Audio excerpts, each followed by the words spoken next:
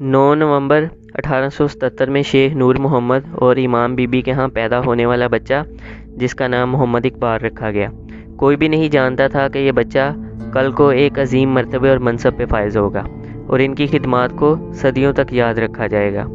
مفکر پاکستان ڈاکٹر محمد علامہ اقبال کا نام تحریک آزادی کے رہنماؤں میں ہمیشہ سنہری حروف سے لکھا جائے گا۔ آپ بیک وقت ایک عظیم شاعر، فلسفی اور سیاستدان تھے۔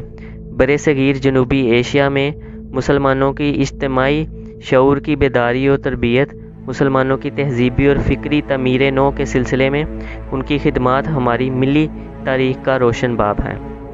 ڈاکٹر علامہ محمد اقبال نے قرآن، عشق رسول صلی اللہ علیہ وسلم، وطنیت، تصور تعلیم، تصور اجتہاد، تصور فن، تصور مرد مومن، تصور عقل و عشق، تصور خودی و بے خودی، اشتراکیت، مغربی تہذیب، مغربی جمہوریت، نظریہ سخن، تصور تقدیر، علم نجوم، علم سائنس اور مادیت۔ شاید ہی دنیا کا کوئی شعبہ ہو جس پہ علامہ نے کام نہ کیا ہو یا ان کی نظر نہ پڑی ہو۔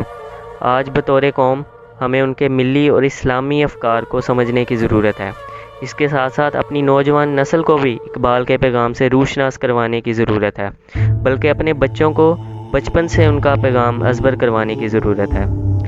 میں بذات خود اقبال کی شخصیت سے بہت زیادہ متاثر ہوں، حتیٰ کہ ان کو اپنا مرشد تصور کرتا ہوں، اور میرا اقبال کی طرف راغب ہونا ایک مشہور ربائی کی وجہ سے ہے، اور میں آج تک ان کی اس ربائی کے سحر سے نہیں نکل سکا۔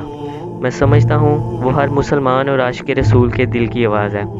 لکھتے ہیں، تو غنی از ہر دو عالم من فقیر، روز محشر عذرہائے من پذیر، ور حسابم را تو بینی ناگزیر، از نگاہ مصطفیٰ بغیر۔